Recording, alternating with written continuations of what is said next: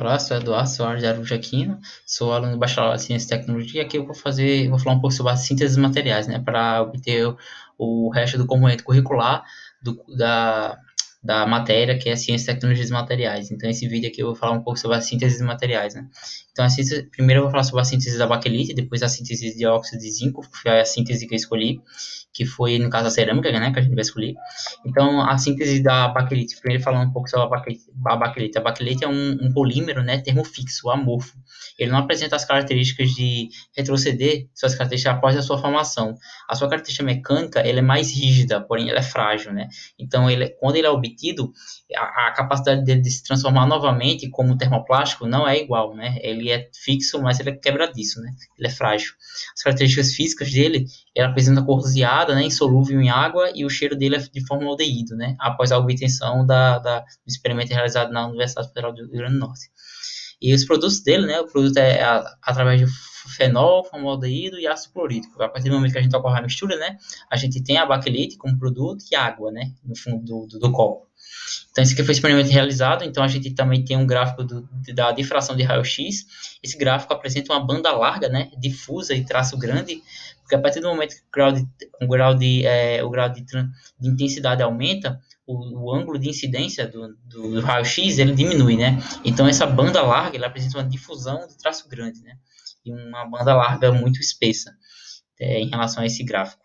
E falando agora sobre a caracterização do FTI, né, que é o fator de infravermelho, a incidência de infravermelho, o gráfico dele apresenta alguns picos, né? Você pode notar que tem uns picos aqui, tem vários diversos de picos, mas a gente analisa primeiramente o inicial, né? O inicial a gente tem um grau de transmitância bem constante, né, em relação ao número de onda embaixo.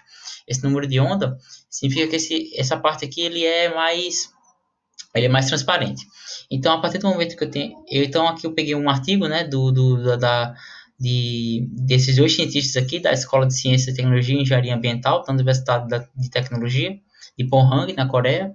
Esse mesmo artigo aqui é a caracterização do FTRI da baquelite. E agora eu vou comparar o que seriam esses picos aqui, né? Seria justamente as quebras de ligações ou torções de ligações. O estiramento do grupo H, que é caracterizado pelo esse número de onda, né, embaixo que eu identifiquei, é justamente o estiramento do grupo OH aqui, ó. Eu tenho outro estiramento aqui, quando chega no ponto do número de onda entre 3.000 e 2.500, eu tenho um estiramento do grupo CA com a ligação CH, né? Eu tenho aqui uma banda, nesse grupo aqui, ó, nesse pico, nesse outro vale, eu tenho um estiramento da ligação dupla carbono, que eu identifiquei utilizando a tabela também, né, de um artigo, e a gente compara o número de onda em relação ao número aqui, ó, desse frator de infravermelho. E a gente acha qual é o tipo de ligação que está ocorrendo aqui. Então, eu achei também o estiramento por C, olha, estiramento por ligação C e carbono oxigênio, e uma deformação com o grupo CH, né? Eu vou falar aqui sobre a síntese do óxido de zinco, foi a cerâmica que eu escolhi. Vou falar agora um pouco sobre o gráfico do infravermelho, né, o FTRI. Nota que ele tem uma largura bem alta aqui, né, em relação ao número de onda. Você nota que o número de onda aqui vai entre 4.100. Então, entre o ponto próximo e o ponto médio, ele tem uma transmitância muito alta, né? Então, ele tem uma transparência alta nesse intervalo de número de onda aqui. A partir do momento que ele passa desse intervalo aqui, número de onda, ele cai, né? Então, no final, ele tem uma transmitância muito baixa e tem uma diminuição muito rápida da transmitância. Isso ocorreu porque tem um estiramento da ligação entre zinco e oxigênio. Então, ele ocorre esse alto poder de absorção, né? E a formação começa a ser mais opaca, né? Não começa a ser uma transmitância muito alta.